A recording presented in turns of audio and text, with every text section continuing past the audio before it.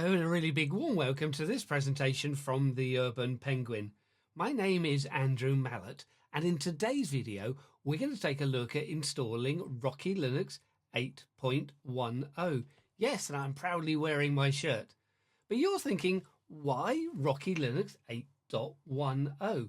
Well, at the end of May 31st, Rocky Linux 8.10 was released.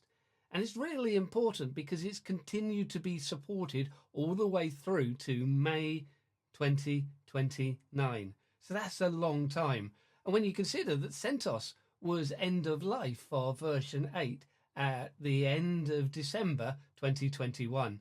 So it's important to shout out for Rocky and show some of the great stuff that the community is doing to help open source and help Linux users like yourself and me.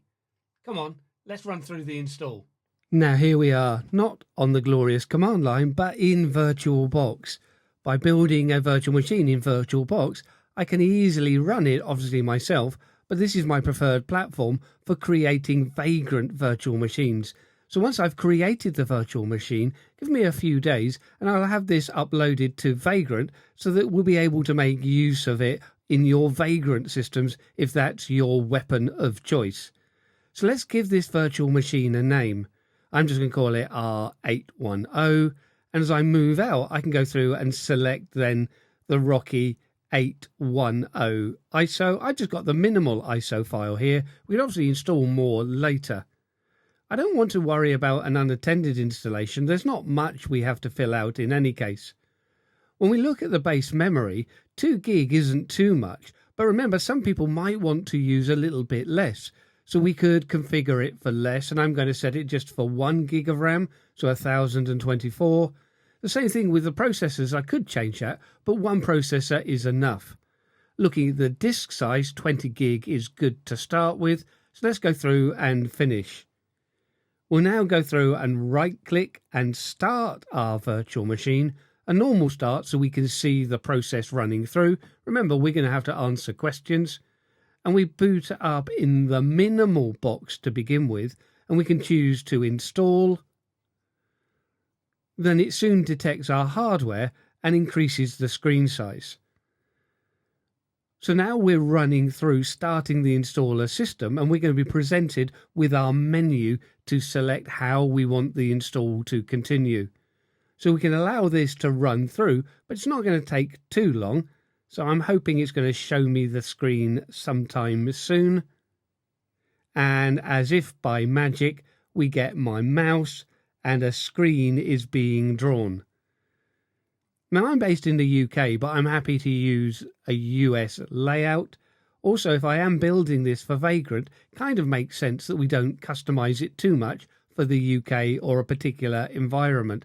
My understanding is the UK is not quite as big as the United States.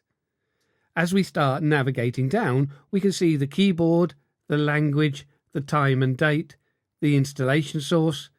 Software selection is all set. I don't need to adjust any of these, but we can see there is a red line underneath our destination disk, so we can make sure that that is selected, and we can select the default partitioning.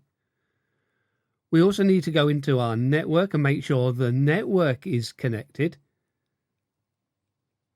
And we can set a host name in the bottom left hand corner, and I'm just going to set it to Rocky 8.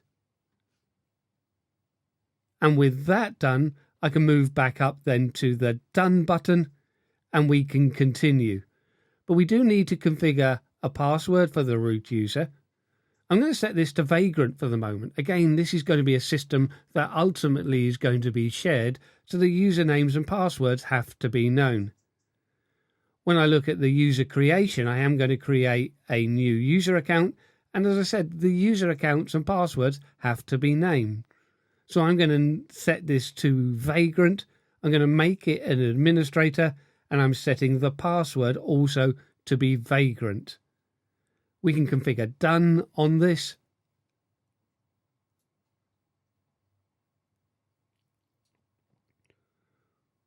And we can then carry out our installation. So the installation is going to run through now and allow it to take a few moments, but it's not necessarily going to take that long. The magic of video will allow me to speed up the process, so probably this is running quicker, and you can see that little wheel running around very quickly on the left-hand side. But it has now got our installation up and running, and we're able to reboot the system. So it was sped up, but there was nothing cut out of the video. We're now back running in real time, and we can see that we are rebooting our system. As it boots up, we can choose then from Grub what we want to boot to. And again, as soon as a hardware detection happens, we'll get a slightly larger screen. So our hardware detection has gone through. We are up and running with our system, and we're presented now with a login prompt. And if we can remember that Vagrant username, and do you remember the password as well? Was it also Vagrant? And it was. Look at that. We're up and running. And on a newly installed system, or a system you're just investigating, let's run hostname CTL so we can check not only the hostname, I'm more interested in the version, so we can see this is Linux 8.10, and we can see the kernel version all with one command. So I do like systemd. I know some people don't, but I do like it. But look at this, we've got our system up and running. This is going to be available to you as a Vagrant virtual machine within the next few days, but do support your local open source vendors. All that is left to say is thank you for watching. If you've enjoyed this, then you are probably sadder than I first thought. For more of this drivel, please subscribe, like and comment to @TheUrbanPenguin.